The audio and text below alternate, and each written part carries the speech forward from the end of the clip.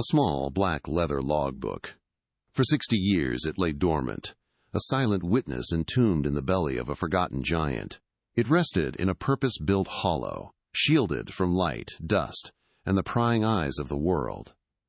The world outside had fought wars, built cities of glass and steel, and traded the roar of steam for the whisper of jets. But inside this small dark space, time had stood still. It was July 1995, and a sprawling restoration workshop on the industrial outskirts of Chicago, where the air hung thick with the scent of sawdust, turpentine, and history. The logbook didn't know its moment was coming, that the gentle tap of a craftsman's hammer was about to shatter its long, silent vigil and resurrect a story that had been deliberately buried 6 decades earlier. The man with the hammer was George Miller, an artisan whose hands were more comfortable with the grain of old wood than the plastic of the modern world.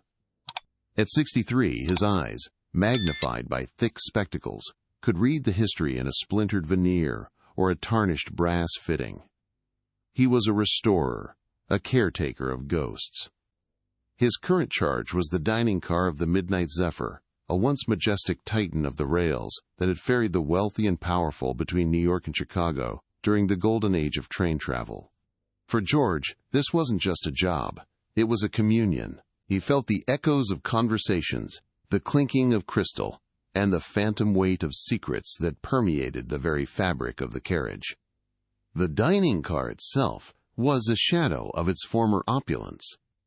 Its mahogany walls were scarred, its velvet seats faded to a bruised purple, and the ornate light fixtures were clouded with the grime of decades of neglect. Yet, even in its decay, the car exuded an aura of profound elegance and untold stories. It was a vessel that had carried dreams, ambitions, and clandestine deals across the American heartland. George moved through the space with a reverence that bordered on spiritual, his touch gentle as he assessed the damage.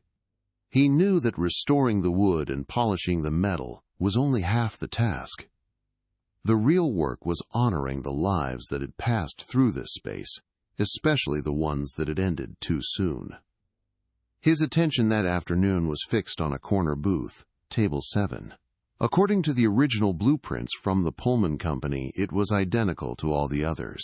But as George ran his hand along the underside of the heavy oak table, his fingers detected a subtle inconsistency, a seam that didn't belong. It was almost imperceptible, a hairline fracture in the design that an ordinary inspection would have missed. But George's craft was built on noticing the things others overlooked. He tapped the wood gently. The sound was different here, hollower. It was the sound of a secret, a small, empty space intentionally carved out of the solid wood. With the delicate precision of a surgeon, he inserted the thin blade of a putty knife into the seam. There was a faint groan of resistance, the sound of wood fibers yielding after 60 years of silent duty. Slowly, he pried open a small, rectangular panel, revealing a hidden compartment no larger than a shoebox. It was lined with dark, worn felt, now brittle with age. And resting in the center of this dusty sanctuary was the object, a small, black, leather-bound logbook, its cover embossed with the faint, almost invisible insignia of the railroad company. It was perfectly preserved, a time capsule waiting for the right hands to open it and release the story trapped within its pages. George Miller carefully lifted the logbook from its hiding place. The leather was cool and smooth beneath his calloused fingertips, the weight of it in his palm feeling far more substantial than its small size would suggest. It felt heavy with unspoken words, with the gravity of a life's final testimony. He unfastened the small brass clasp, which opened with a soft, metallic click that seemed to echo in the vast, silent workshop. As he opened the cover, the crisp, dry scent of old paper and faded ink rose to meet him, a fragrance of forgotten memories. The first page was filled with elegant, disciplined cursive, the handwriting of a man who believed in order and precision, a man who documented his world with meticulous care. The first line, written in bold, clear script, sent a shiver down his spine, October 10, 1935. Beneath the date was a name, Walter Hayes, engineer. The name was instantly familiar to George. He had read the old accounts, the sensationalized newspaper articles that had been published in the weeks following the Midnight Zephyr's most infamous journey. The official story was a simple, brutal narrative of failure and abandonment. Walter Hayes, a respected family man and a veteran engineer, had inexplicably stopped the train on a remote stretch of track between Cleveland and Chicago and simply walked away, vanishing into the night without a trace, leaving behind a train full of passengers and a family condemned to a lifetime of shame. But this logbook, this carefully hidden record, immediately felt like a contradiction to that official history. A man who deserts his post does not take the time to conceal his personal journal in a secret compartment. A coward running from his life does not leave behind a chronicle of his last days, written with such unwavering clarity. George felt a profound sense of dissonance, the jarring realization that the history he thought he knew was a fabrication. The object in his hands was not the diary of a deserter, it was evidence. It was the last will and testament of a man whose true story had been silenced, whose honor had been stolen and replaced with a convenient lie. This small book was more than an artifact. It was a key. It was the beginning of an answer to a 60-year-old question that had haunted a family and stained the legacy of the great Midnight Zephyr. As George stood there, the dust motes swirling in the afternoon sunbeams, he could almost hear the rhythmic clatter of the train on the tracks, the distant cry of its steam whistle cutting through the dark October air of 1935. The workshop around him faded away, replaced by the ghost of a journey racing toward an unknown, tragic destination. The logbook was a map, and he knew with absolute certainty that it would lead not to a story of desertion, but to the dark heart of a murder. The phone call came on a Tuesday afternoon, shattering the academic quiet of Ethan Hayes' small Chicago apartment. On the other end of the line was the measured, slightly gravelly voice of a man named George Miller, a restorer of antique train cars.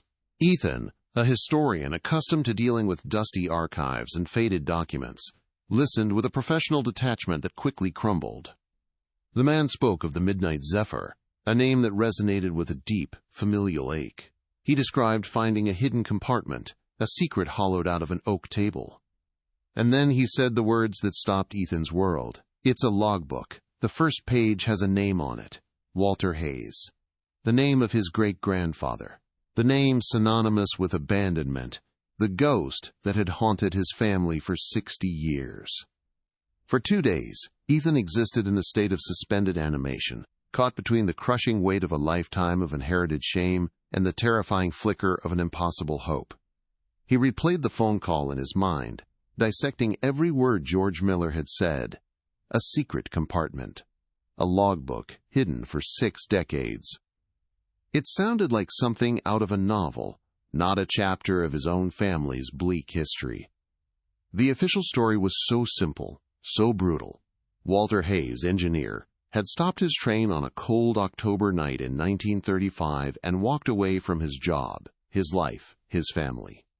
He was a coward, a deserter, but a man who runs doesn't take the time to carefully conceal his final thoughts.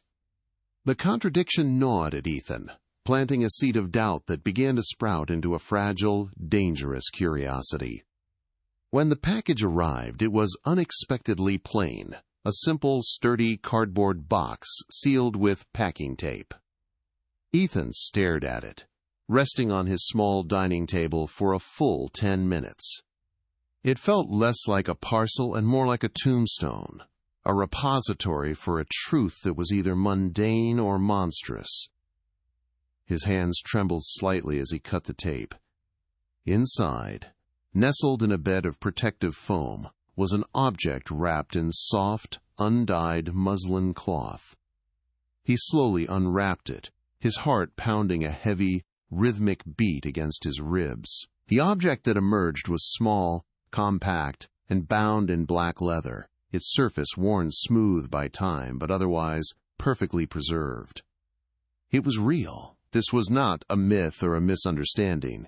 It was here, in his hands. He lifted the logbook from its wrappings.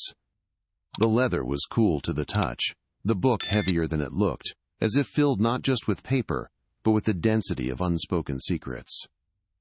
He ran a thumb over the cover, feeling the faint embossed insignia of the railroad company, a symbol of a bygone era of American ambition and power. For his entire life, Walter Hayes had been an abstraction, a cautionary tale whispered at family gatherings.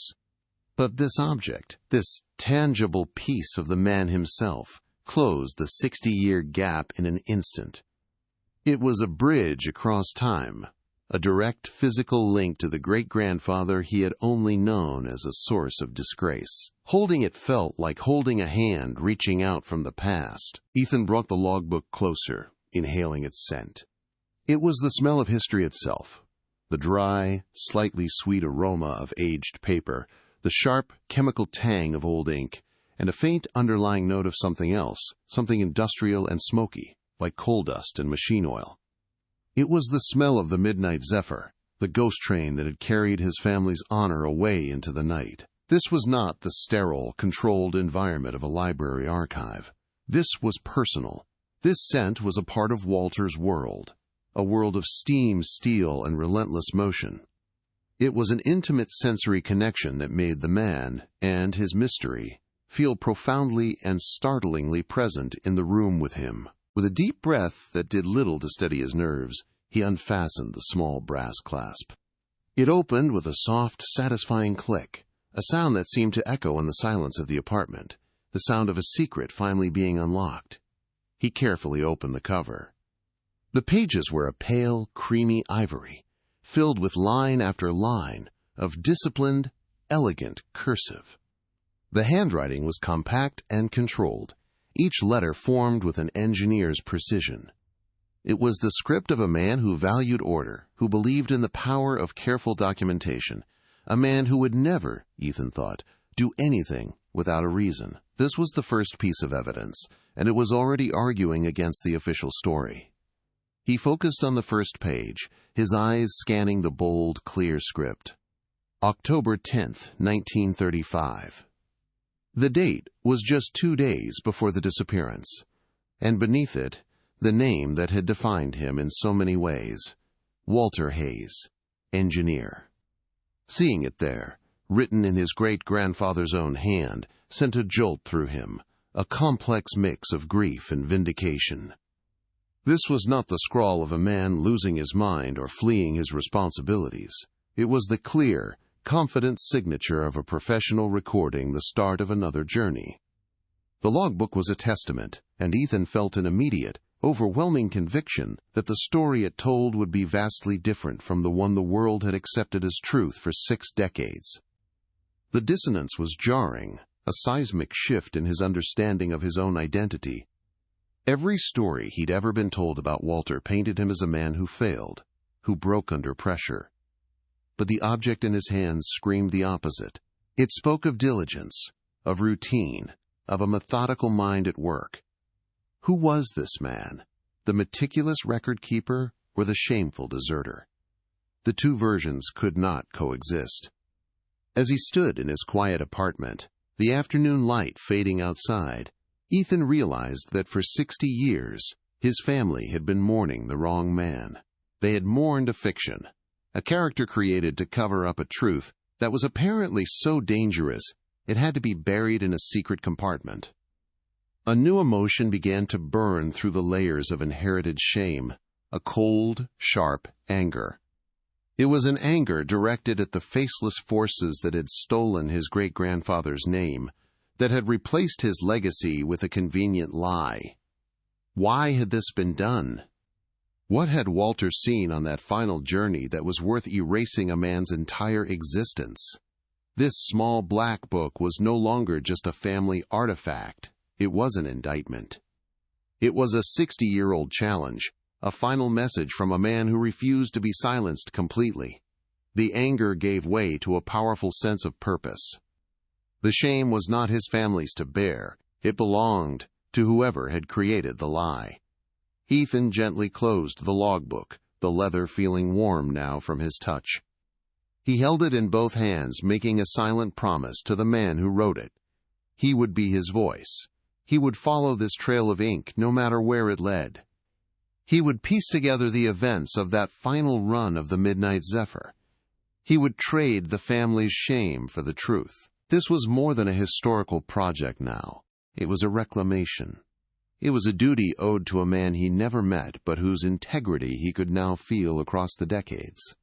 He would restore the name of Walter Hayes, not as a historian, but as a great-grandson, finally given the chance to fight for his family's honor. The logbook sat on the table, a small, dark object that had suddenly become the center of Ethan's universe. It was a map to a 60-year-old crime scene, a key to a locked history. The promise it held was immense and terrifying. Uncovering the truth meant confronting why it was buried in the first place. Who was powerful enough to erase a man and rewrite his story? Were their secrets still being protected? The implicit threat hung in the air, but it was overshadowed by the profound sense of possibility. The answers to everything were here, waiting in the elegant, precise script of an engineer on his final journey. And Ethan knew with absolute certainty that this was just the beginning. But this was only the start of what was to come. The journey to uncover a truth buried for 60 years would be far more dangerous than he could ever imagine. What would you do in a situation like this? Do you think you could handle the weight of rewriting your family's history? Before we dive deeper into the secrets of the logbook, take a moment to like this video, subscribe to the channel, and hit that notification bell so you don't miss a single clue in this investigation. And let me know in the comments where you're watching from. Now let's get back to 1935 and the world Walter Hayes was about to leave behind forever. To understand the chasm that opened on October 12, 1935, one must first understand the man the world believed Walter Hayes to be. In the golden age of American rail, he was more than an engineer. He was a human metronome, a figure of unwavering reliability. For 15 years, his name was synonymous with punctuality and precision. Passengers on the opulent Midnight Zephyr, a rolling palace that ferried the nation's elite between New York and Chicago, knew that if Walter Hayes was at the helm, their journey would be as smooth and predictable as a pocket watch. He was a quiet, unassuming man of 42, with a face weathered by coal smoke and concentration. His colleagues at the Pullman Company spoke of him with a kind of reverent respect, noting his almost obsessive attention to detail, a man who could diagnose a locomotive's ailment by a subtle shift in its rhythmic chugging. The Midnight Zephyr was not merely a train.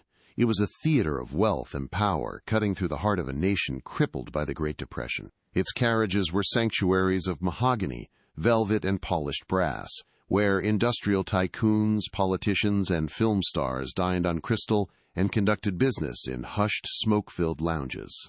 It was a world hermetically sealed from the poverty outside its panoramic windows, a symbol of an American dream that, for most, had become a nightmare. Walter Hayes was the trusted custodian of this gilded world, the invisible hand guiding it safely through the darkness. His job was to be predictable, to be a constant, ensuring the powerful remained undisturbed in their mobile kingdom. This illusion of impenetrable order and safety was central to the Zephyr's mystique, and Walter was its most vital, yet unseen component. Away from the steel and steam, Walter's life was one of quiet domesticity in a modest brick house on the outskirts of Chicago. He was a husband to Eleanor, a woman who understood his long absences and cherished his steady presence when he was home, and a father to their 10-year-old son, Arthur. This was the life he was accused of abandoning. Friends and neighbors described him as a man of routine, a creature of habit who found comfort in the predictable rhythms of family and work. He fixed his son's toys with the same meticulous care he applied to a faulty steam valve, and kept a small, orderly garden in his backyard. Nothing about the man suggested a capacity for sudden, irrational flight. His world was built on a foundation of responsibility, a carefully constructed life that seemed the very antithesis of chaos or desertion. Then came the official story, a narrative crafted with brutal efficiency by the railroad company and amplified by a sensationalist press. On a cold, clear night, Somewhere on a remote stretch of track in rural Ohio, the Midnight Zephyr ground to an unscheduled halt. When the conductor went forward to investigate the delay, he found the engineer's cab empty. The controls were set, the firebox was hot, but Walter Hayes was gone. There was no note, no sign of a struggle, no rational explanation. He had simply vanished into the night. Within days, the story solidified into a convenient legend. A man, overwhelmed by some hidden pressure or secret madness, had cracked. He had abandoned his post, his train, his family.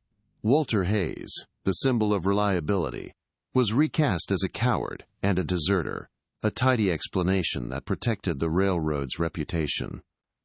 The consequences for his family were immediate and catastrophic. The shame was a physical presence, a heavy cloak that Eleanor and young Arthur were forced to wear for the rest of their lives. The railroad company, absolving itself of responsibility, offered no pension, only a pittance as a final settlement. They lost their home. They lost their social standing. The Hayes name, once a source of quiet pride, became a local slur, a cautionary tale whispered about the man who just walked away. Arthur grew up in the shadow of a father he barely remembered, a ghost defined not by love, but by an inexplicable act of betrayal. This inherited disgrace was passed down through the generations, a quiet, persistent poison that shaped the family's identity, teaching them to expect little and to never, ever trust completely. 60 years later, in 1995, that legacy rested on the shoulders of Ethan Hayes. A doctoral candidate in American history at the University of Chicago, Ethan had channeled his family's unspoken trauma into his academic work.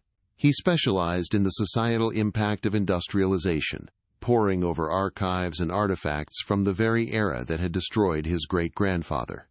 He was methodical, analytical, and deeply skeptical, treating history as a collection of verifiable facts, a way to impose order on the messy, emotional chaos of the past. The story of Walter Hayes was a family myth he had learned to live with, a sad but sealed chapter. He had never considered it a mystery to be solved, but rather a wound to be managed, a piece of his identity he kept carefully hidden from his professional life. Before the phone call from George Miller, Ethan's world was a quiet one, defined by the hushed halls of the university library and the glow of a microfilm reader. His small apartment was a fortress of books, filled with the lives of other people's ancestors. He was more comfortable with the dead than the living, finding solace in the clear, unchangeable narratives of the past. The great-grandfather who disappeared was a footnote in his own life, a source of a vague, second-hand melancholy. He was a historian, not a detective, and the case of Walter Hayes had been closed for 6 decades. It was a tragedy, yes, but it was a finished story, a tale whose ending had already been written by strangers and accepted by his family out of sheer, exhausted defeat. The climate of Ethan's life, therefore, was one of intellectual control and emotional containment. He believed that the truth, especially historical truth, was something to be excavated from official records and scholarly texts, not from the whispers of family lore or the discovery of a long-lost object. The past was fixed, a landscape to be observed from a safe distance. He had no idea that a single, unexpected artifact was about to detonate this carefully constructed worldview, transforming him from a passive observer of history into its most active and determined participant. The quiet resignation that had defined his family for 60 years was about to be replaced by a dangerous and obsessive quest for a truth that had been deliberately and violently buried. Among the gilded elite who frequented the Midnight Zephyr, Sterling Blackwood was a titan. A man whose wealth was old enough to be considered an inheritance from the nation itself. He moved through the world with the quiet confidence of someone who never had to ask for permission. In his late 40s, with silvering temples and eyes that held a perpetual, calculating calm, he was a fixture in the train's exclusive, first-class carriages. He was known for his impeccable taste in suits, his collection of rare art, and the discreet, high-stakes meetings he conducted in the corner booth of the dining car, Table 7. To most, he was a pillar of industry, a patron of the arts, But to a very select few, he was the architect of a shadow empire, a man who understood that true power was not just owned, but transported, hidden in plain sight amidst the clinking of champagne glasses and the rhythmic sway of the train. Blackwood was the unspoken chairman of what insiders called the Vanguard Society, a clandestine consortium of America's most powerful men. They were not common criminals. They were industrialists, financiers, and politicians who had realized the nation's arteries of commerce, its railways, could be used for more than transporting goods and people. Under the guise of legitimate business travel, they moved assets that couldn't be trusted to banks or conventional couriers. Stolen art from struggling European estates, sensitive industrial blueprints, and sometimes political dissidents smuggled to new identities. The Midnight Zephyr was their sanctuary, a rolling fortress of plausible deniability. Their operations were a masterclass in subtlety, conducted with a handshake and a shared glance over a crystal glass of whiskey, their transactions hidden within the train's daily, opulent routine, making them ghosts in their own machine. From his vantage point in the locomotive's cab, Walter Hayes was aware of these men only as names on a high-priority passenger list. His world was one of steam pressure, signal lights, and the unwavering discipline of the schedule. He prided himself on his professional detachment, on being the reliable, unseen force that ensured their world of luxury proceeded without interruption. Yet in the year leading up to his final journey, the perfect machine began to show signs of imperfection. He noticed subtle shifts in protocol, last-minute changes to cargo manifests, listing heavy crates as personal effects, and brief, unscheduled stops at remote junctions, justified by vague orders from the company's head office. These were small anomalies, hairline cracks in the rigid structure of his profession, but they began to accumulate, planting a seed of professional curiosity that would soon grow into a dangerous suspicion. The autumn of 1935 was a season of profound contrasts, a dichotomy that was nowhere more apparent than aboard the Midnight Zephyr. Outside its polished windows, America was a landscape of dust bowls, bread lines, and quiet desperation. The Great Depression had hollowed out the nation's heart, leaving millions in a state of perpetual uncertainty. But inside the train, it was a different world entirely. Wealth was insulated, celebrated, and leveraged. The air was thick with the scent of expensive perfume and Cuban cigars, and the conversations were of stock portfolios and European acquisitions. This stark division between the rolling palace and the struggling nation it traversed created an atmosphere of surreal detachment, a bubble of privilege that made the clandestine activities of men like Blackwood not only possible, but almost invisible against a backdrop of such immense, overt disparity. Back in the relative quiet of 1995, Ethan Hayes knew he could not decipher this 60-year-old mystery alone. His expertise was in broad historical narratives, not in the intricate codes of a frightened man. His thoughts turned to Dr. Evelyn Reed, a name whispered with a mix of awe and mild irritation in Chicago's academic circles. Evelyn was a senior archivist at the Newberry Library, a brilliant mind with a specialization in historical cryptography and document analysis. She was known for her fierce intellect and an almost obsessive dedication to uncovering truths hidden in forgotten manuscripts. While some of her colleagues found her intensity off-putting, Ethan saw it as exactly what he needed, a partner who would treat the logbook not as a family heirloom, but as a complex puzzle, a piece of evidence that demanded to be solved with cold, analytical precision. He had never met her, but he knew her reputation was his only hope. Meanwhile, the man who started it all, George Miller, could not shake the feeling that his role in the story was not yet over. After carefully packaging and sending the logbook to Ethan, he returned to his work on the Midnight Zephyr's dining car, but his perspective had fundamentally changed. The carriage was no longer just a restoration project. It was a crime scene, preserved in dust and neglect. His trained eyes, once focused on wood grain and tarnished brass, now searched for different kinds of clues.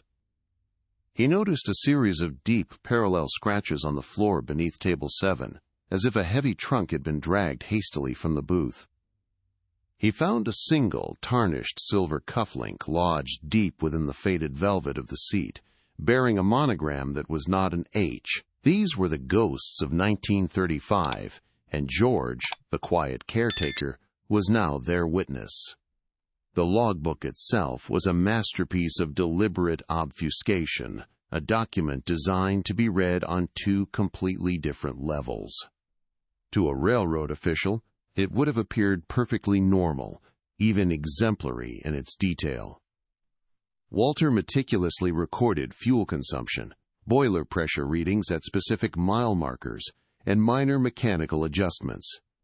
But woven into this technical jargon was a second, hidden narrative.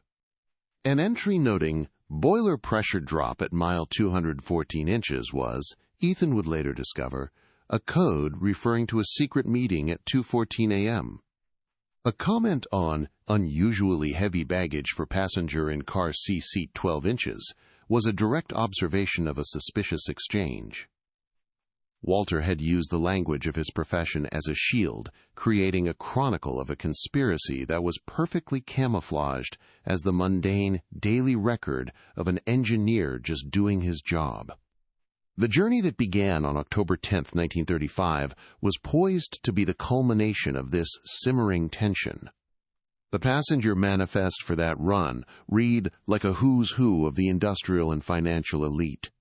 Sterling Blackwood was on board, accompanied by several of his known associates. Rumors had been circulating in financial papers for weeks about a pending merger between two rival manufacturing giants, a deal worth millions, that was said to be brokered in a neutral, private setting. The Midnight Zephyr was that setting. The air in the first-class cars was charged with anticipation and high-stakes maneuvering. Walter Hayes, from his cab, was not just piloting a train. He was the custodian of a mobile summit, a vessel carrying men whose decisions could reshape a corner of the American economy.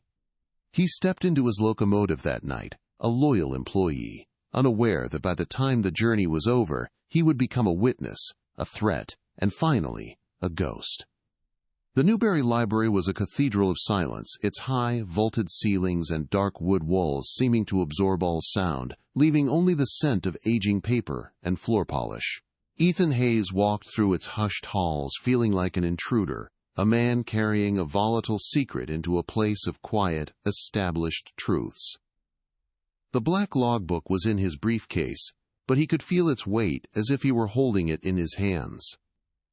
He was a historian, a man who belonged in places like this, yet he had never felt more out of his element. His own history, the raw, unverified emotional truth he carried, felt loud and messy in this sanctuary of peer-reviewed facts. He was here to ask for help, to expose his family's deepest wound to the cold, analytical gaze of a stranger, and the thought made his palms sweat and his heart pound a nervous rhythm against his ribs. Dr. Evelyn Reed was exactly as her reputation suggested, formidable. She sat behind a large oak desk, cluttered not with mess, but with a meticulously organized chaos of rare books, magnifying glasses, and archival boxes. Her office was a fortress of knowledge. She was in her late 50s, with sharp, intelligent eyes that seemed to dissect Ethan as he explained his story. There was no sympathy in her expression, only a focused, professional curiosity. When Ethan finally placed the logbook on her desk, she didn't reach for it immediately. Instead, she studied him, her gaze unwavering, as if trying to determine whether the man was as credible as the artifact he presented. For a moment, Ethan feared she would dismiss him as just another person chasing a fanciful family legend, another amateur historian lost in wishful thinking. The silence stretched, heavy, and judgmental. Evelyn finally put on a pair of thin, white cotton gloves before picking up the logbook. She handled it with an impersonal reverence, the touch of a scholar, not a relative. Her fingers traced the embossed insignia, her eyes scanning the binding, the quality of the leather, the state of the paper. "The preservation is remarkable," she stated, her voice crisp and devoid of emotion. "Kept in a dark, stable environment, the ink is iron gall, consistent with the period." The penmanship is disciplined, uniform. She looked up at Ethan, her expression unreadable. This is not the hand of a man unraveling. It's the hand of a man in complete control of his faculties. It was a simple, factual observation, but for Ethan, it was the first external validation he had ever received. It was a small, crucial piece of objective truth that pushed back against 60 years of shame. They began to pore over the entries together, Evelyn reading aloud in a steady, measured tone while Ethan followed along, his copy of the passenger manifest spread across the desk. The first few pages were a crushing disappointment. The text was a dense, almost impenetrable wall of technical data. October 10th, 1935. Departed Penn Station on schedule. Boiler pressure steady at 280 psi. Weather clear. Page after page was filled with similar notes. Coal consumption rates, lubrication schedules, minor reports on track conditions. Ethan's initial flicker of hope began to dim. It was just a logbook, a meticulously kept, professional logbook, but nothing more. He felt a familiar wave of resignation wash over him. Perhaps the official story was true, and this was just the final obsessive record of a man before he simply broke. The secret compartment meant something, but maybe the contents were just a dead end. But Evelyn wasn't reading the words, she was reading the pattern. Her finger stopped on an entry from the second day. "Listen to this," she said, her voice sharp with sudden interest. Pressure fluctuation noted at mile 214, 2:14 a.m. Required manual override, and here, an hour later, unusual vibration reported by staff near car C, seat 12. These are recorded with precise times. An engineer might note a significant mechanical issue, but this level of detail for minor events, logged with the exact time, is performative. It's too much. It's like he's creating a timeline for an audience. Ethan leaned closer, his focus shifting from the meaning of the words to the reason they were written. He saw it then. The entries weren't just records, they were markers, deliberate breadcrumbs left by a man who knew someone might one day follow his trail. This was the key that unlocked everything. Evelyn's mind worked with startling speed, her fingers flying across her keyboard as she pulled up digitized blueprints of the Midnight Zephyr. "He's not talking about the train," she whispered more to herself than to Ethan. "He's using the language of the train to talk about the passengers." She pointed to the first entry, pressure fluctuation noted at mile 214, 2:14 a.m. She cross-referenced the time with the passenger manifest. At that exact hour, most of the first-class passengers were asleep or in the lounge car. But the number 214, she mused. It's not a mile marker. What if it's a room number? Pullman car 2, room 14. She quickly checked the assignment list. The name registered to that room was a junior senator from Illinois, a man known to be a political rival of several industrialists on board, including Sterling Blackwood. They applied the theory to the next entry, unusual vibration reported by staff near car C, seat 12. Ethan found the name on the manifest. The passenger was a Dutch art dealer with a dubious reputation, a man who had been investigated but never charged for trafficking stolen artifacts. A cold dread, mingled with exhilarating vindication, washed over Ethan. It was a code, a simple but brilliant substitution cipher hidden in plain sight. Every technical observation was a coded reference to a person, a place, or a time. The logbook was not a diary of a machine. It was a surveillance report on a criminal conspiracy happening in real time. His great-grandfather hadn't been descending into madness. He had been a witness, meticulously and covertly documenting a crime unfolding around him, using the only language he knew nobody would ever question. The weight of this discovery settled upon Ethan, fundamentally reconfiguring his entire understanding of his family's past. Walter Hayes was not a coward who ran. He was a hero who stayed. He had seen something, a smuggling ring operating under the guise of luxury travel, and he had tried to expose it. The logbook was his testimony, a final, desperate act of defiance from a man who knew he was in mortal danger. The shame that had been a constant, suffocating presence in his life evaporated, replaced by a fierce, burning pride. He looked down at the elegant, controlled script, and for the first time, he didn't see the tragic scrawl of a deserter. He saw the brave, calculated words of a man fighting back, a man who had been silenced 60 years ago, but whose voice was now, finally, screaming to be heard. The initial euphoria of the discovery, the exhilarating moment when the code revealed itself, quickly subsided, replaced by a profound and heavy sense of responsibility. Ethan stared at the logbook, no longer seeing it as a family heirloom, but as a 60-year-old witness statement, a final deposition from a man who knew his time was running out. Every meticulously crafted letter, every coded number, was a testament to his great-grandfather's courage. The shame that had clung to his family like a shroud for 3 generations dissolved completely, burned away by the heat of a newfound righteous anger. Walter Hayes was not a man who ran from a fight.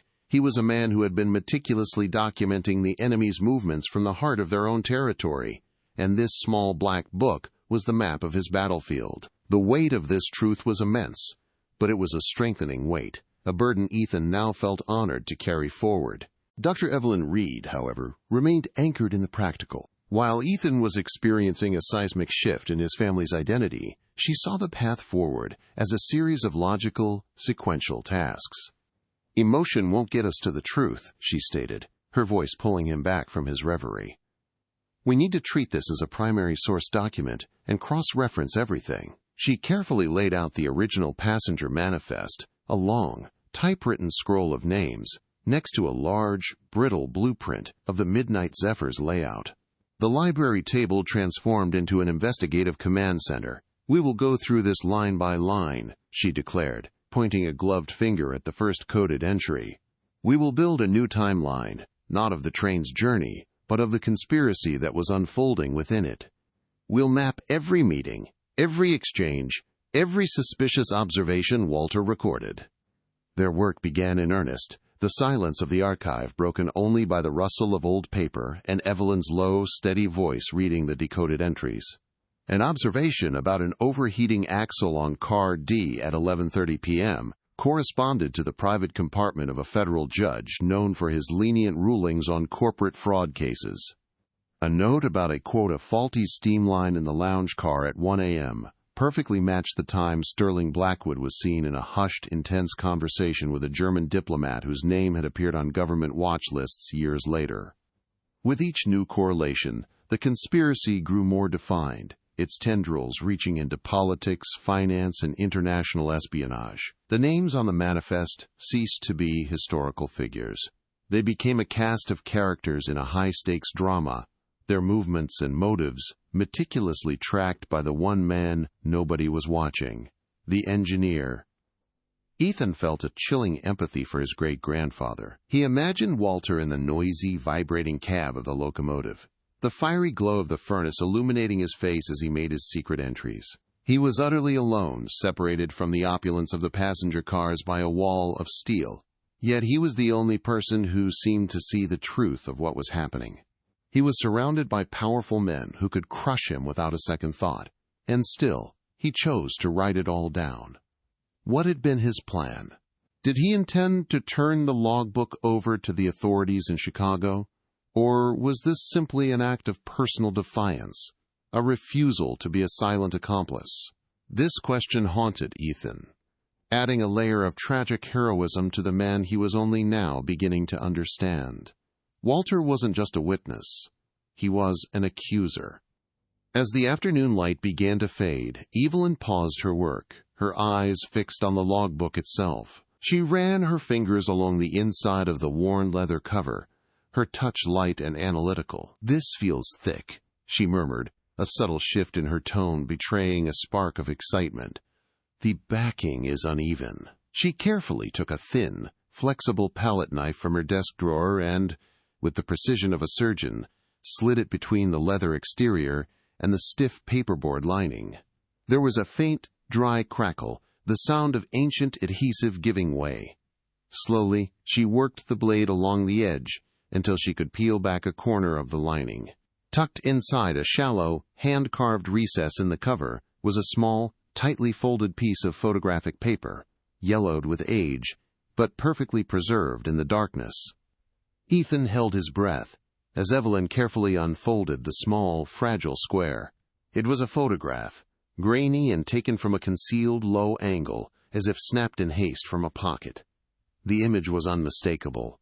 In the dim, moody lighting of what looked like the Zephyr's observation car, Sterling Blackwood stood with his back partially to the camera. He was in the middle of a surreptitious exchange, his hand extending to pass a small, ornately engraved silver cigarette case to another man, whose face was lost in the deep shadows. The photograph was a ghost, a captured moment that should have vanished into history. It was the visual proof that validated every coded entry, transforming Walter's observations from credible testimony into an undeniable indictment. He hadn't just seen the conspiracy, he had photographed it. This was the piece of evidence that had likely signed his death warrant. The silver cigarette case became their new focal point, a tangible object in a sea of names and codes. An item this specific can be traced, Evelyn said, her voice sharp with purpose as she turned to her computer, her fingers flying across the keyboard. She began navigating a series of digital archives, cross-referencing databases of stolen art, jewelry, and luxury goods from the 1930s. The hum of the computer felt like an anachronism, a modern tool reaching back through 60 years of silence to solve a crime. Ethan watched, mesmerized, as the past and present collided on the screen. He realized that Walter's fight had not ended in 1935. It had simply been paused, waiting for the right technology and the right people to pick up the trail he had so carefully laid out for them. The cigarette case was the next breadcrumb, another piece of Walter's meticulous plan. Suddenly, Evelyn stopped typing. A single record filled the screen. "I've got it," she whispered, her voice tight with disbelief. It was a digitized copy of a New York City Police Department report, filed on October 9, 1935. The very day before the Midnight Zephyr began its final journey. The report detailed the theft of several valuable items from the Manhattan penthouse of a prominent industrialist, a man who happened to be Sterling Blackwood's chief business rival. Listed among the stolen objects was a one-of-a-kind, custom-engraved silver cigarette case. The description was a perfect match. A cold wave washed over Ethan. This wasn't just about smuggling. Blackwood had boarded the train carrying evidence of a common burglary, a crime that connected him directly to his competitor. Walter Hayes hadn't just stumbled upon a clandestine operation. He had unknowingly boarded a train with a thief and, quite possibly, a future murderer. The police report felt like a lightning strike, illuminating the dark landscape of the past with a sudden, terrifying clarity. The case had irrevocably shifted. This was no longer just a story of a sophisticated smuggling ring operating under a veil of luxury. It was now anchored by a common, brutal crime, a burglary. Sterling Blackwood was not merely a clandestine operator, he was a thief, and Walter Hayes had unknowingly photographed him with the stolen goods. The silver cigarette case transformed from a simple clue into a direct link between Blackwood and his chief industrial rival, a piece of evidence that established a motive far more personal and volatile than mere profit. Ethan and Evelyn stared at the digitized report on the screen, the sterile, typewritten words creating a bridge between a Manhattan penthouse in 1935 and this quiet library office in 1995. The air grew heavy with the unspoken realization that they had crossed a new threshold of danger. With a renewed sense of urgency, they turned their focus away from the train's manifest and toward the victim of the theft, a man named Julian Croft. Croft was a titan of industry in his own right, a known innovator whose company was in direct, fierce competition with Blackwood's empire. Evelyn's fingers flew across the keyboard, pulling up newspaper archives from the weeks following the robbery. They expected to find articles detailing the police investigation or perhaps editorials on the audacity of the crime. Instead, they found something far more chilling. The initial reports on the burglary were brief, almost perfunctory, and then the story simply vanished from the headlines, overshadowed by other news of the day. It was as if a powerful hand had reached into the press and snuffed out the story, burying it under a layer of deliberate public indifference. The silence itself was a clue, suggesting a cover-up that began long before the Midnight Zephyr even left the station. The true bombshell landed when Ethan, scrolling through microfiche of the Chicago Tribune from late October 1935, found a small, discreetly placed obituary. Julian Croft had died on October 14th, just 2 days after Walter Hayes vanished from his train. The official cause of death was listed as a sudden massive coronary thrombosis, a heart attack. The timing was too perfect, too convenient to be a coincidence. A man is robbed of a sensitive item. The suspected thief is photographed with that item by a witness. The witness disappears, and 2 days later the victim of the original crime dies unexpectedly. The narrative was no longer about smuggling. It was a clear, cold-blooded sequence of events that pointed directly to a double murder. Walter Hayes had not just been silenced to protect a smuggling operation. He had been eliminated because he was the sole witness connecting Sterling Blackwood to the death of his greatest rival. Evelyn, driven by a cold, academic fury, used her network of contacts to push deeper. She made a call to a retired medical examiner, a man who owed her a favor, and asked him to discreetly look for Julian Croft's original autopsy records. The official file was predictably clean, the coroner's report a model of professional brevity citing natural causes. But Evelyn's contact found something else in the archived city records. The name of the coroner who signed the report, Dr. Alistair Finch. A quick search of political donation records from the 1930s revealed that Dr. Finch had been a significant financial beneficiary of a, quote, civic improvement fund, secretly managed by none other than Sterling Blackwood. The conspiracy was expanding, its tendrils reaching into the city's official institutions. The cover-up wasn't just about controlling the news. It involved corrupting the very systems designed to uncover the truth, ensuring Croft's death would never be questioned. For Ethan, this revelation was a physical blow. The historical puzzle he had set out to solve had morphed into a monstrous conspiracy, a web of corruption and murder, orchestrated by men whose names were now etched onto the cornerstones of museums and libraries. He thought of his great-grandfather, a simple, methodical engineer, who had stumbled into this nest of vipers. Walter hadn't just been in the wrong place at the wrong time. He had stood his ground, choosing to document the crimes of powerful men, an act of quiet, extraordinary bravery that had cost him everything.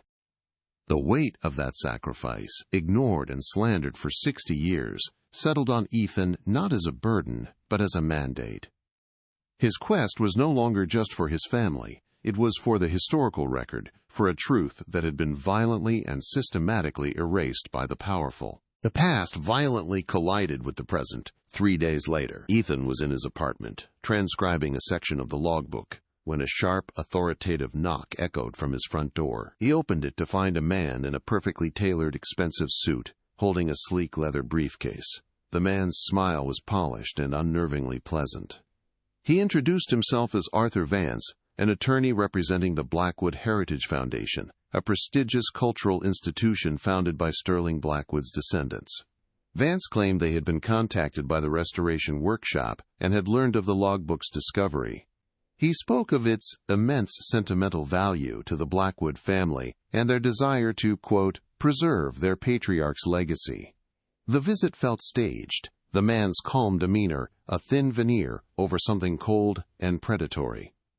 The Vanguard Society was no longer a ghost from 1935. It was standing on his doorstep. Vance got to the point with a chilling corporate directness. The Foundation is prepared to offer you a grant, Mr. Hayes, in recognition of your find and to aid in your historical research, he said, his eyes never leaving Ethan's. $100,000, in exchange for the logbook and any other associated materials you may have found. We see it as a way to honor both of our families' histories. The offer hung in the air, a grotesque perversion of the truth. It was hush money, a bribe, wrapped in the language of philanthropy. They wanted to buy Walter's final testimony, to entomb it in a private vault, just as they had entombed his body 60 years earlier. For a fleeting moment, Ethan felt a jolt of fear. These were the same people, the same power, that had made his great-grandfather disappear. They knew who he was, and they knew what he had. But the fear was quickly consumed by a surge of defiance. He thought of Walter's precise, courageous handwriting, of the risk he took with every coded entry. He thought of his own family, living for decades under a cloud of shame that these people had created. He looked Arthur Vance directly in the eye, his voice steady and clear. "It's not for sale," he said. "It's not a family heirloom, Mr. Vance. It's evidence." The simple, declarative statement changed the atmosphere in the room instantly. It was a rejection not just of the money, but of their entire fabricated history. It was the first time in 60 years that a Hayes had stood up to a Blackwood, and in that moment Ethan felt an undeniable connection to the great-grandfather he had never met. He was no longer just a historian. He was the custodian of a legacy, and he would not fail. The attorney's polished smile vanished, replaced by a look of cold, professional disappointment. The mask was off. "That is a regrettable decision, Mr. Hayes," Vance said, his voice losing all its manufactured warmth. He took a small step back toward the door, his posture shifting from that of a negotiator to that of an enforcer. "My clients are deeply invested in preserving the historical narrative. Some stories, you'll find, are more fragile than others. It would be a tragedy if your great-grandfather's legacy were to suffer any further damage." The threat was perfectly delivered, vague enough to be deniable, yet absolutely terrifyingly clear. They weren't just offering to buy the truth. They were promising to destroy him if he refused to sell it. The Blackwood Heritage Foundation was not in the business of preserving history. It was in the business of controlling it with extreme prejudice. As soon as the door closed behind Vance, Ethan's legs felt weak. He leaned against the door, his heart hammering against his ribs. The confrontation had left him shaken, the adrenaline giving way to a profound sense of dread. This was real. The conspiracy wasn't a historical artifact. It was a living, breathing entity with lawyers, money, and an implicit capacity for violence. They had found him with terrifying speed. He immediately grabbed the phone and called Evelyn, his voice trembling as he recounted the conversation, the offer, and the thinly veiled threat. He was no longer an academic researcher in a quiet library. He was a target, the possessor of a truth that a powerful organization was willing to go to any lengths to keep buried. The 60-year-old murder case of Walter Hayes had just become an active and immediate threat to his own life. On the other end of the line, Evelyn's voice was sharp, cutting through his panic with cold, practical urgency. "They're scared, Ethan. That's what this means. The offer, the threat. It's not a sign of their strength. It's a sign of their vulnerability. They know what's in that book, and they know we can prove it." Her words were a splash of cold water. "We need to move. Now. Meet me at the library in 1 hour. Don't bring the original logbook. We're going on the offensive. We are making copies of everything. The book, the photo, our notes. We are going to deposit them in multiple secure locations. From this moment on, we assume we are being watched. The academic phase of this investigation is over. From now on, we fight back." The stakes had escalated beyond anything Ethan could have imagined. This was no longer a quest for the truth. It was a war for it. The hour that followed felt like a lifetime compressed into 60 minutes of frantic, paranoid activity. Meeting Evelyn in a secluded carrel in the library's basement archives, Ethan felt the atmosphere shift from academic collaboration to something closer to wartime espionage. Logbook, once a source of revelation, now felt radioactive, a dangerous truth they couldn't afford to keep in one place. With grim efficiency, they photographed every single page, every crease in the leather, and the grainy, damning image of Sterling Blackwood. They made multiple digital copies, uploading them to a secure, encrypted server Evelyn maintained for her most sensitive work. They then sealed the original logbook and the photograph in an archival-grade, waterproof case. This wasn't about preservation anymore. It was about creating redundancies, ensuring that if something happened to them, Walter Hayes's final testimony would survive, scattered like digital seeds that could not all be stamped out. The game had changed from discovery to dissemination. With their evidence secured, Evelyn's focus sharpened, her gaze turning from the immediate threat to the larger picture of the conspiracy. "They didn't just control the passengers, Ethan," she stated, her voice a low, intense whisper. "An unscheduled stop on a premier line like the Zephyr?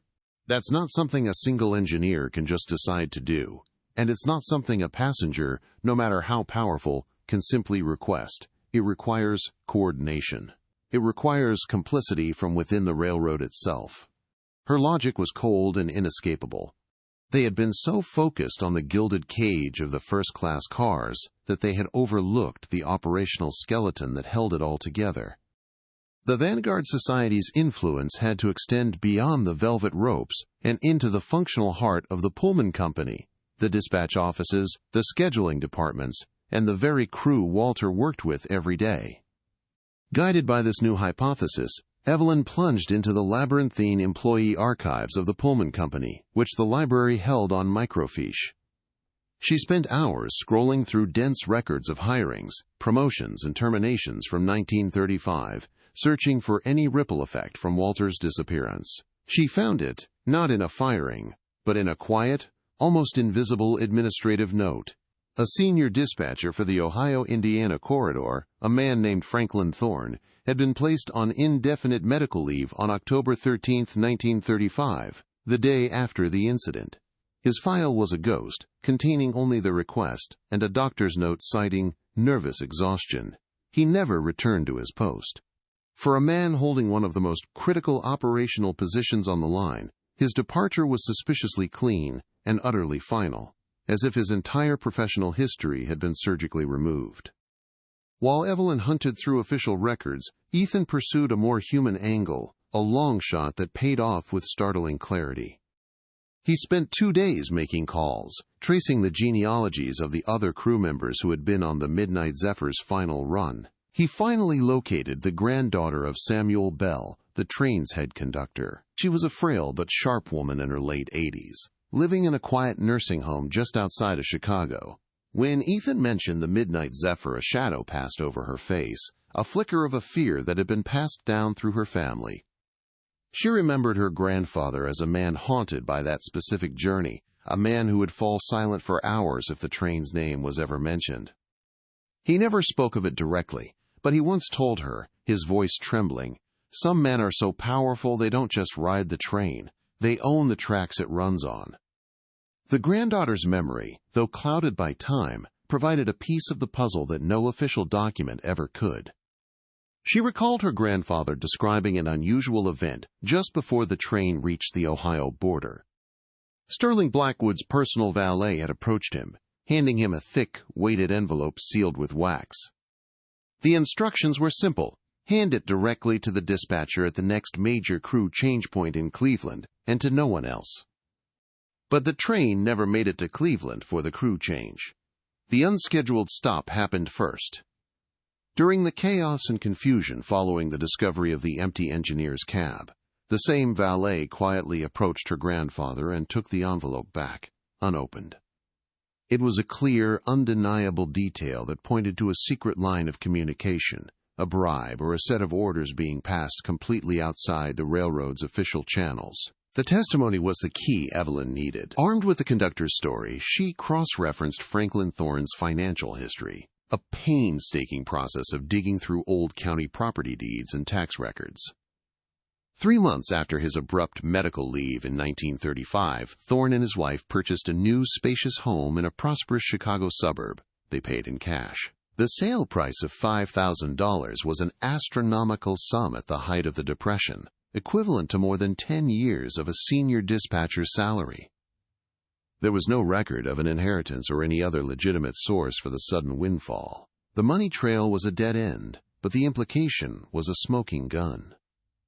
Franklin Thorne hadn't retired due to exhaustion. He had been paid handsomely for his silence and for his critical role in orchestrating the unscheduled stop that sealed Walter Hayes's fate. The conspiracy was no longer confined to a group of wealthy criminals in a single train car. It had metastasized, infecting the very corporate structure that was supposed to ensure safety and order.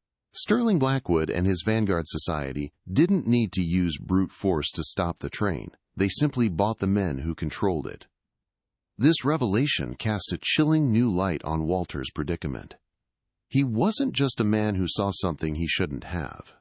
He was a man trapped inside a compromised system, a cog in a machine whose levers were being pulled by the very people he was trying to expose. His professional world, built on rules, schedules, and integrity, had been corrupted from the inside out, turning his place of work into a meticulously prepared execution chamber on wheels. His disappearance wasn't an anomaly. It was a scheduled event. This horrifying realization sent them back to the logbook, to the final, frantic entry that had been so difficult to fully decipher. The handwriting, usually so precise, was a jagged scrawl, the words pressed hard into the paper. Bridge at mile 412. Bell is compromised. Signal is false. They're stopping the train for me. They had previously assumed Bell was another one of Walter's codes. Now, hearing the story from Samuel Bell's granddaughter, the name was a sickening confirmation. He was talking about his own conductor, the man in charge of the entire crew. Walter had realized, in his final minutes, that he had been betrayed not just by the powerful men in the passenger cars, but by a trusted colleague. The false signal, the compromised conductor, it was a coordinated ambush from all sides. The emotional weight of this discovery was staggering for Ethan. He pictured his great-grandfather alone in his cab, the rhythmic clatter of the wheels counting down his final moments. He must have seen the false signal on the track ahead, a clear order to stop, and known instantly what it meant. He knew the conductor wouldn't back him up. In that terrifying, isolated moment, surrounded by enemies and betrayed by allies, his only recourse was this small black book. He wasn't just recording evidence anymore. He was writing his own epitaph, a final message to a future he could only hope would one day listen. The 60-year-old story of a man who walked away was replaced by the visceral, heartbreaking image of a man who stood his ground until the very end, fighting back with the only weapon he had left, the truth. Evelyn, however, saw the strategic breakthrough through the grief. The entry provided their most concrete lead yet. Bridge at mile 412, she repeated, her voice cutting through the heavy silence. That's not a code, it's a location, a specific, physical place. She moved to a massive cabinet and pulled out a series of rolled, yellowed schematics, the original route maps for the New York Central Railroad, circa 1930. She unrolled them across the large table, the brittle paper crackling in protest. With a ruler and a magnifying glass, she traced the line from Cleveland westward. Her finger stopped. There, she said, her voice tight with a mixture of dread and triumph. Mile marker 412. It corresponds to a remote steel trestle bridge over a deep ravine in the Cuyahoga Valley. It's miles from any town or station. It was the perfect place to get rid of someone. The existence of a designated crime scene transformed the entire investigation. They were no longer just chasing historical ghosts through paper archives. They had a tangible destination, a place where the events of that cold October night had reached their violent conclusion. But this knowledge also amplified the present-day danger. The threat from Arthur Vance and the Blackwood Heritage Foundation was no longer an abstract attempt to suppress a story. It was a clear and present effort to protect the legacy of men who had orchestrated a cold-blooded murder and had the power to corrupt every institution around them. The logbook wasn't just the story of Walter's death. It was a map leading directly to the heart of their darkness. And now, Ethan and Evelyn knew they had to follow it, to go to that bridge and stand in the very spot where Walter Hayes's journey on the Midnight Zephyr had come to its brutal, silent end. The drive east from Chicago into the Cuyahoga Valley was a journey through a decaying industrial heartland, a landscape of forgotten factories and Rust Belt towns that seemed to mirror the 60-year-old story they were chasing. Ethan gripped the steering wheel, the silence in the car thick and heavy, punctuated only by the low hum of the engine and the occasional rustle of Evelyn's maps. Outside, the sky was a flat, unforgiving gray, casting the world in a monochromatic gloom. He felt a strange compression of time, as if the miles were not just carrying them across space, but backward through decades, toward a specific, violent moment frozen in 1935. This was no longer an academic exercise conducted in the sterile quiet of a library. It was a pilgrimage to a grave, a place of profound and personal violence. The air itself felt charged with the weight of an unexpiated crime, a lingering ghost that had waited patiently for them to arrive. They found the bridge just as the railroad schematics had promised, a skeletal lattice of black, rusting steel spanning a deep, silent ravine. It was a monument to a forgotten era, abandoned by the railroad decades ago but still standing, a defiant relic against the Ohio sky. The wind, funneled by the steep, wooded slopes of the valley, whistled a low, mournful tune through its girders. Ethan parked the car, and they stepped out into the cold, biting air. The isolation was absolute. There were no houses, no roads, only the crumbling railbed leading to the bridge and the dense, indifferent forest below. It was the perfect place for a secret to be kept, a place where a man's life could be extinguished and his body swallowed by the earth, his final screams lost to the wind. This was the spot. This was where Walter Hayes's world had ended. Ethan took the first steps onto the bridge, his shoes making a hollow metallic clang on the weathered steel plates covering the railroad ties. The structure groaned under his weight, a deep, resonant sound like a sigh of protest. He looked down through the gaps between the ties at the dizzying drop to the forest floor below, the trees a dark, tangled canopy. He imagined his great-grandfather standing here, the cold October air on his face, the rumble of the idling midnight zephyr behind him, its lights cutting through the darkness. He could almost smell the phantom scent of coal, smoke, and steam, almost feel the vibration of the locomotive through the soles of his feet. This wasn't just a location anymore. It was a stage, preserved by time, and he felt like an actor stepping into a scene that had been paused for 60 years, waiting for its final player to arrive. While Ethan was consumed by the emotional gravity of the place, Evelyn's focus was sharp and forensic. She moved with a purpose, her eyes scanning not the horizon, but the structure itself. "They wouldn't have just thrown him," she said, her voice practical, cutting through the wind. "There would have been a confrontation, a struggle. Look for anything that doesn't belong." She knelt, examining the base of a massive vertical girder, running a gloved hand over the rivets, her gaze analytical. Her pragmatic approach was a necessary anchor, pulling Ethan back from the precipice of overwhelming grief and reminding him of their purpose. They were here not just to mourn, but to find the final pieces of evidence, to give Walter's ghost a voice that could be heard in a courtroom or on the front page of a newspaper. The truth was in the details, she knew, not just in the atmosphere. As they moved slowly across the bridge, Ethan ran his hand along the top of a rusted safety railing, the flakes of oxidized metal like coarse sand against his palm. His fingers snagged on something small, hard, and unnatural. He stopped, his heart giving a sudden, sharp jolt.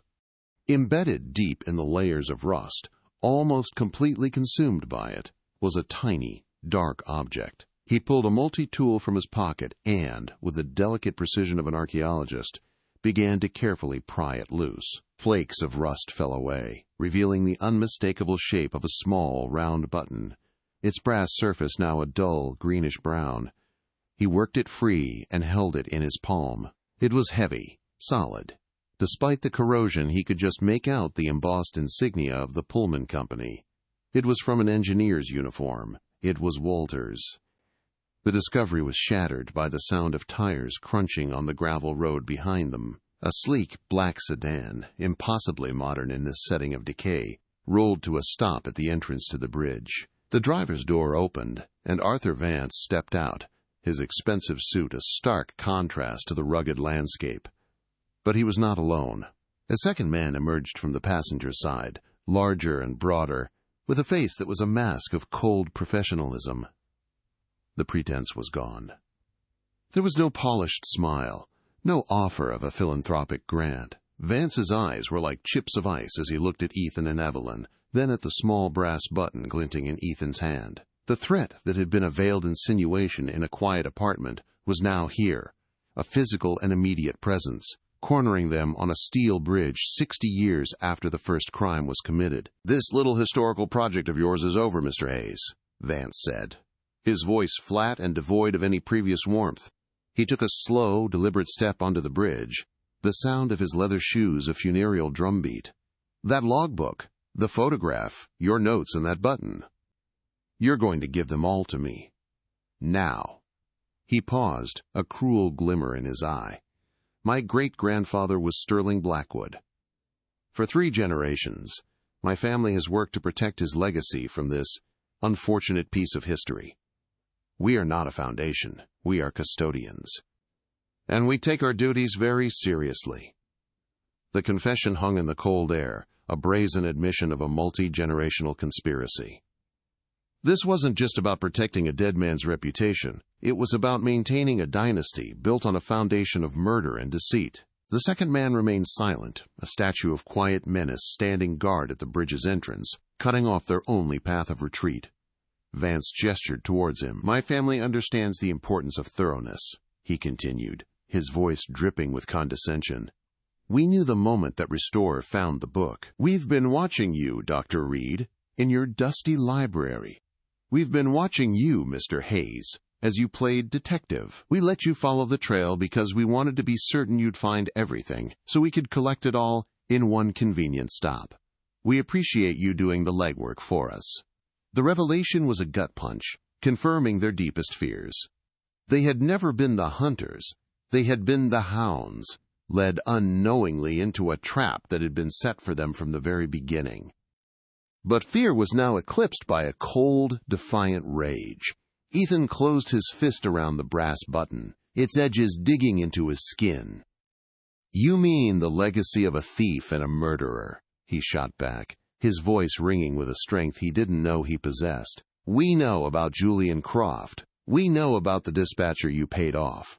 We know your great-grandfather had my great-grandfather killed right here on this bridge, because he was brave enough to document your family's crimes." He took a step forward, meeting Vance's icy stare. "And it's too late. We made copies. We sent them out. The story is already in the hands of people you can't buy or threaten." It was a desperate, monumental bluff, his only remaining weapon in a fight that had suddenly become terrifyingly real. Vance's face twisted into a sneer. "Stories can be discredited. Copies can be erased," he hissed, and with a sharp nod, he unleashed his associate. The large man moved with a speed that belied his size, lunging not at Ethan, but at Evelyn, grabbing for the heavy satchel containing their research. The scene exploded into a chaotic, clumsy struggle. Evelyn swung the bag, its weight connecting with the man's shoulder with a heavy thud. Ethan charged, tackling Vance, the two of them stumbling against the railing. It wasn't a choreographed fight. It was a desperate, adrenaline-fueled scramble for survival. The wind whipped around them, carrying the sounds of their grunts and the scuff of their shoes on the steel, a violent echo of the struggle that had taken place on this very spot 60 years ago. History repeating itself with brutal, terrifying fidelity. In the midst of the chaos, the large man wrestled the satchel from Evelyn, its contents spilling across the bridge, papers, maps, and a replica copy of the logbook Ethan had brought. As the man bent to retrieve it, Ethan saw his chance. He broke free from Vance, grabbed the fake logbook, and scrambled to the edge of the bridge. He held the small black book out over the vast, empty space above the ravine. "Stop!" he screamed, his voice raw. "It all ends right now, or this goes into the ravine, and you lose it forever." The bluff was everything. The wind tore at the pages, threatening to rip them from his grasp. For a heart-stopping moment, everyone froze. Vance stared at him, his face a mask of fury and calculation.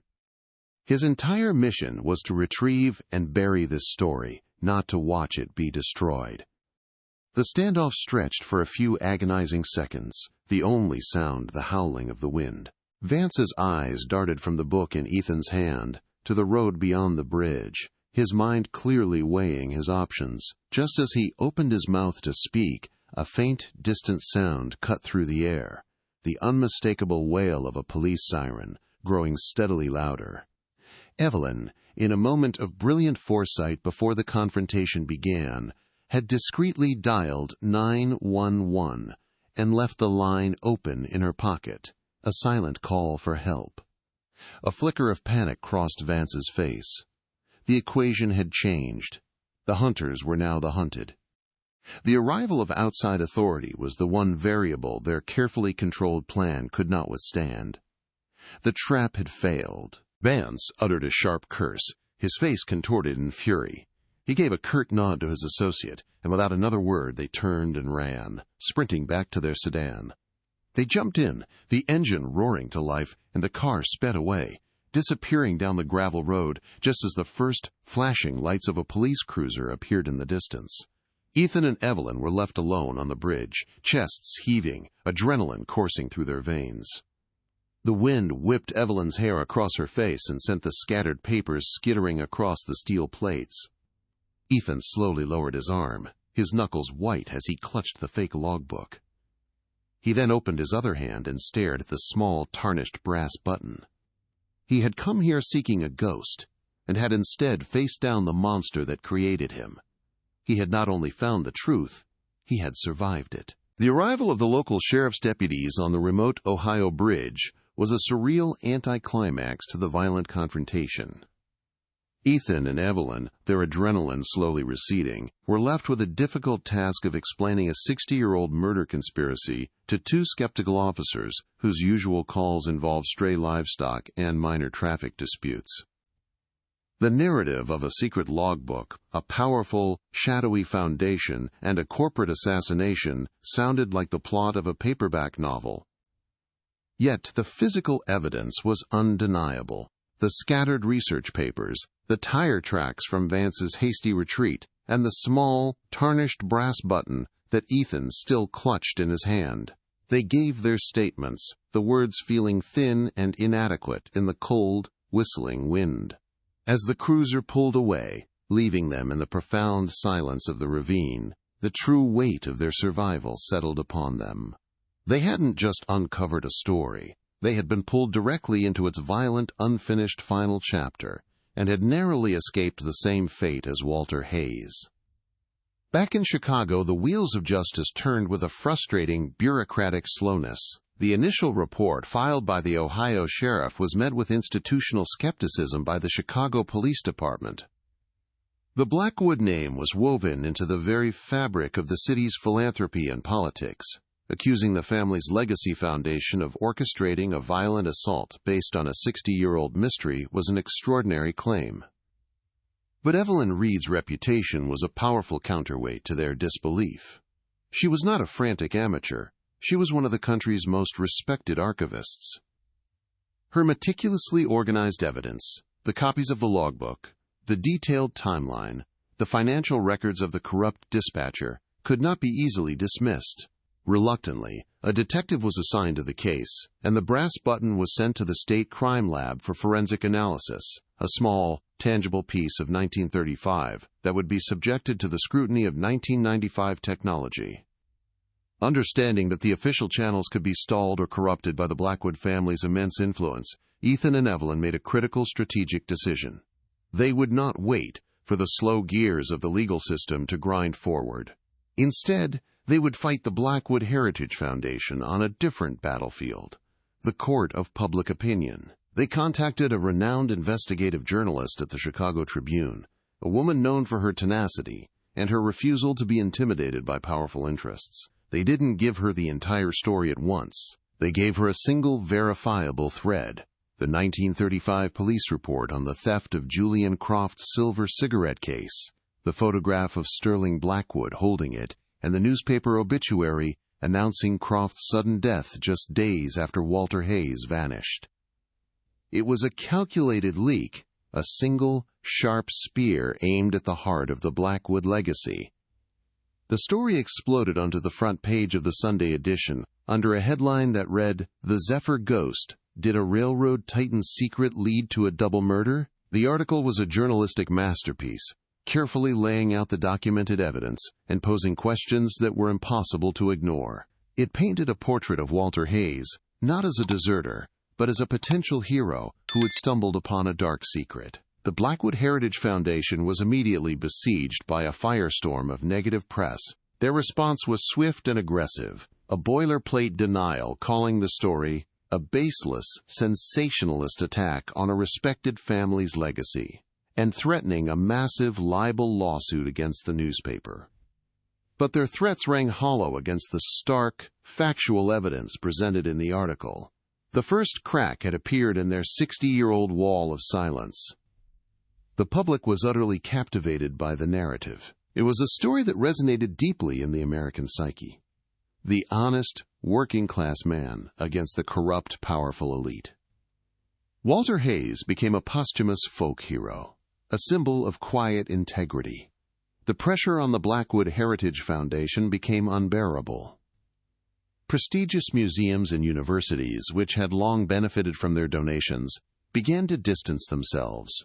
Members of the Foundation's board, modern executives who had inherited their seats, faced uncomfortable questions from their own shareholders and partners. The carefully curated image of a benevolent cultural institution was rapidly being replaced by the portrait of a criminal enterprise engaged in a multi-generational cover-up.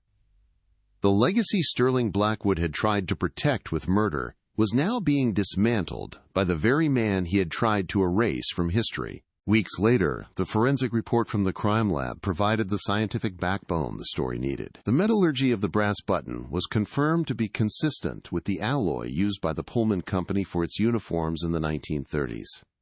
More damningly, microscopic analysis revealed trace fibers embedded in the corrosion that were a perfect match for the specific velvet upholstery used in the Midnight Zephyr's dining car, samples of which George Miller had carefully preserved. The lab also found minuscule flecks of lead-based paint consistent with the original industrial coating applied to the Cuyahoga Valley Trestle Bridge in the 1920s. The button was more than an artifact. It was a silent witness, physically linking Walter Hayes from his place of work to the scene of his murder, closing a 60-year gap with irrefutable scientific certainty. The media frenzy produced another, unexpected breakthrough. An elderly woman living in a quiet Indiana town read the story and contacted the journalist. She was the daughter of Franklin Thorne, the railroad dispatcher who had taken an abrupt medical leave in 1935. After her father's death, she had kept a small box of his personal effects, including a private financial ledger. She had never understood the cryptic entries, but one stood out to her now. October 1935 B. Payment. $5,000 Z. Silence. It was the missing piece of the puzzle, the proof of the payoff. Thorne had been bribed to authorize the unscheduled stop and to ensure no official inquiry was ever launched. His daughter's testimony, combined with the ledger, was the final nail in the coffin of the official narrative, proving the conspiracy reached deep into the railroad's operational command. With this corroborating evidence, Ethan and Evelyn felt it was finally safe to release the full contents of the logbook. They held a press conference at the Newberry Library, the room packed with reporters and television cameras. They projected the coded pages onto a large screen, explaining the meticulous system Walter had devised to document the crimes unfolding around him. They showed the hidden photograph. They told the story of his final desperate entry, his realization that he had been betrayed by his own crew. Across the country, people watched in awe as the full story of Walter Hayes's courage and ingenuity was revealed. He was no longer a ghost or a coward. He was a hero, a man who, in his final moments, had fought back with the only weapon he had, the truth, carefully preserved for a future he believed would one day come. The legal fallout for the modern-day Blackwood Heritage Foundation was catastrophic.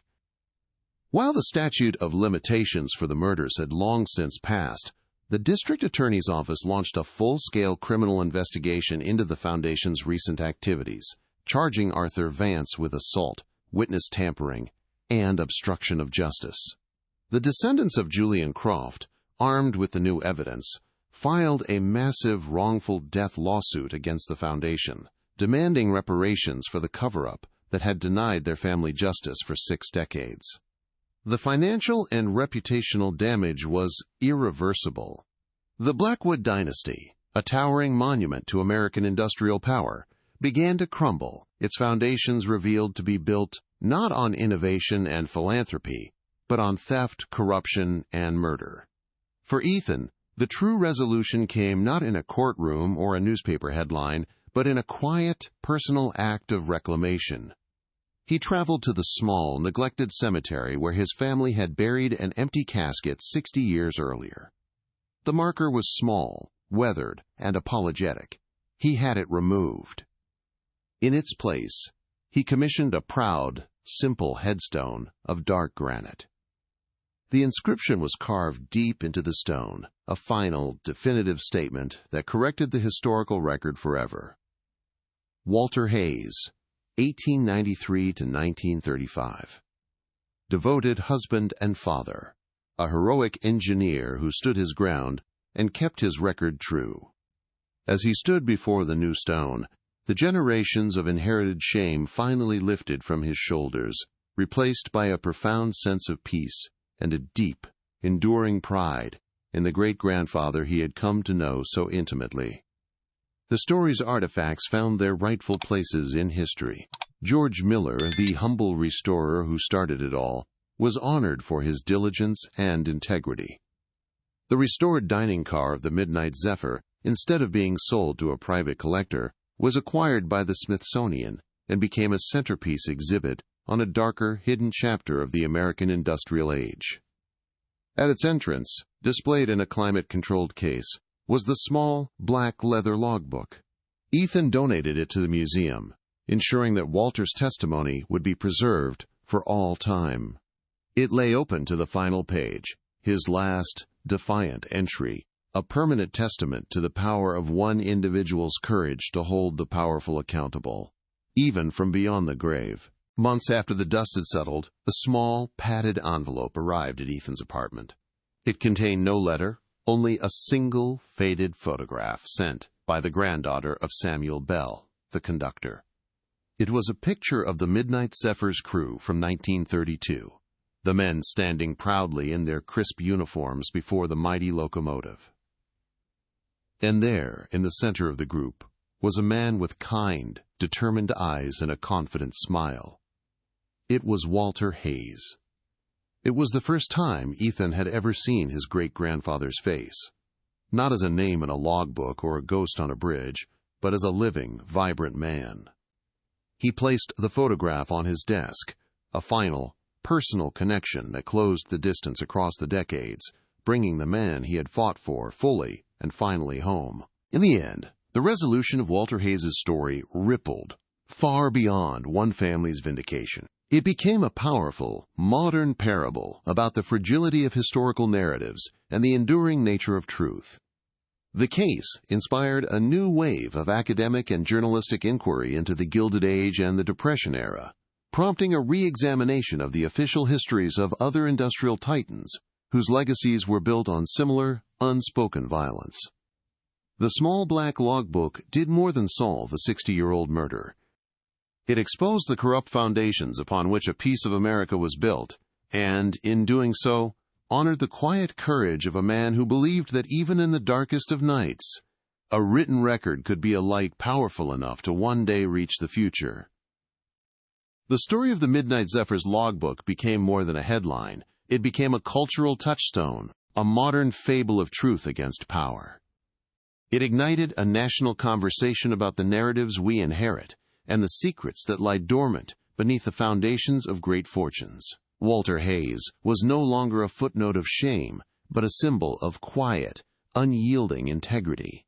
His story was told and retold in classrooms, documentaries, and coffee shops, a testament to the idea that one person's meticulous record-keeping could dismantle an empire of deceit built to last for generations. The public's fascination was not just with the crime, but with the profound act of historical reclamation. They saw in Ethan Hayes' journey a universal quest for identity, a fight to reclaim a family's honor from the deliberate lies of the powerful, proving that the past is never truly past as long as someone is willing to listen to its whispers. For Ethan, the end of the investigation was the beginning of his own life. The heavy cloak of inherited shame he had worn for so long was finally gone, replaced by a quiet, profound pride. He was no longer just a historian observing the past from a safe distance. He was a part of its living, breathing narrative, a man who had reached across 60 years to shake his great-grandfather's hand. The faded photograph of Walter, smiling and confident, now sat on his desk, not as a reminder of a mystery, but as a portrait of a family member he had come to know in the most intimate way possible.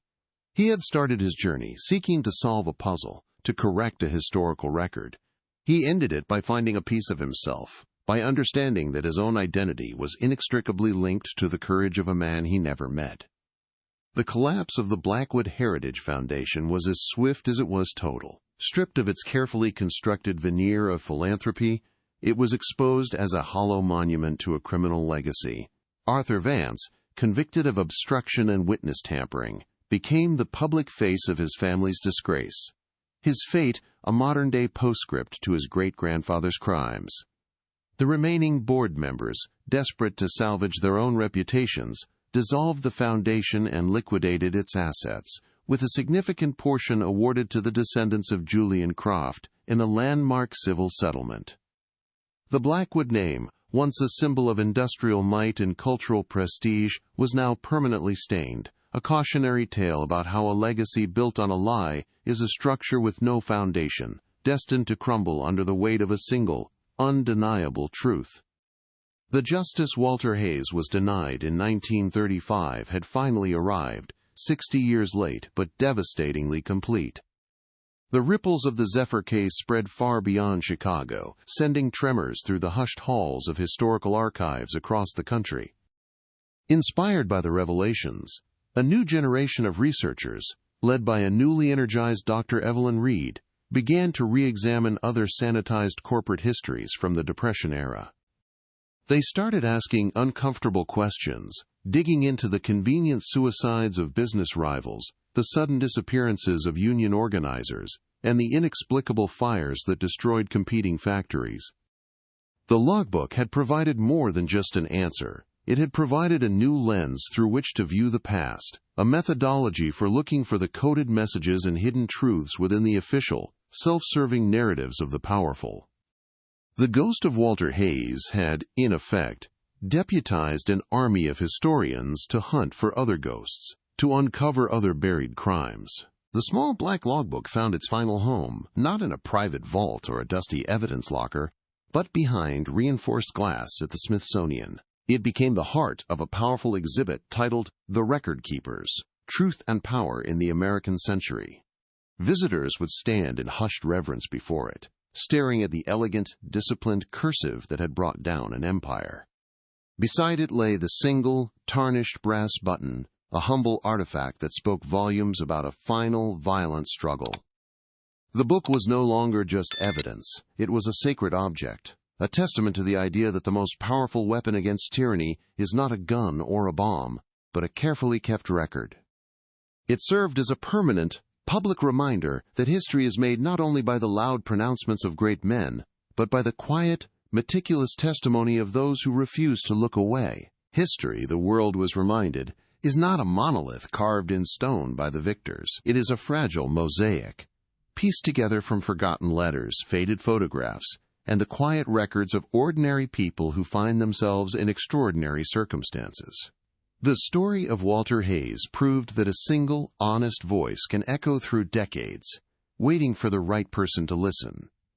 It demonstrated that truth possesses its own immutable energy, and that no matter how deep it is buried, or how powerful the forces are that seek to suppress it, it will always exert a pressure, a pull, a quiet insistence on being found. The logbook was a key, but it was Ethan's willingness to turn it, to face the ghosts it unlocked, that ultimately rewrote the past and secured a more honest future for the historical record. The revelations from the Midnight Zephyr did more than just solve one crime. They cracked open a door to a hidden world, suggesting that the Vanguard Society was not an isolated conspiracy but a single chapter in a much larger, more terrifying book of secrets. The names in Walter's logbook connected to other powerful families, other industries, and other unexplained events from that turbulent era. Investigators and historians began to see patterns, to connect the dots between seemingly unrelated corporate takeovers and political assassinations, all linked by the same shadowy network of influence. The truth about what happened on that train in 1935 was not an ending, but a beginning, a single thread that, when pulled, threatened to unravel the entire tapestry of a hidden American history. And this was just the beginning of something much bigger. The tale leaves us with a profound and unsettling question that echoes long after the story is told. How many other truths are lying dormant in our own family histories, tucked away in dusty attics, hidden in the pages of old diaries, or buried in the silent memories of our elders? How many official stories, accepted without question for generations, are merely convenient fictions designed to protect the powerful or hide a painful secret? The legacy of Walter Hayes is a challenge to us all, to be the historians of our own lives, to ask the difficult questions, and to have the courage to listen for the voices that have been silenced. It forces us to wonder what secrets we might be living with, what truths are waiting just one discovery, one question away from changing everything we thought we knew. In the final analysis, the story of the Midnight Zephyr's logbook is a powerful affirmation. It is proof that a legacy is not defined by the lies told after a life ends, but by the truths lived during it. For 60 years, the world believed a fiction crafted by powerful men to hide a murder, but they made one critical mistake. They underestimated the resolve of a simple engineer to keep his record true, and the enduring power of his words to one day find their way home. History is not always written by the victors. Sometimes it is written by the witnesses, and their testimony, no matter how long it is buried, will always eventually find its way back into the light.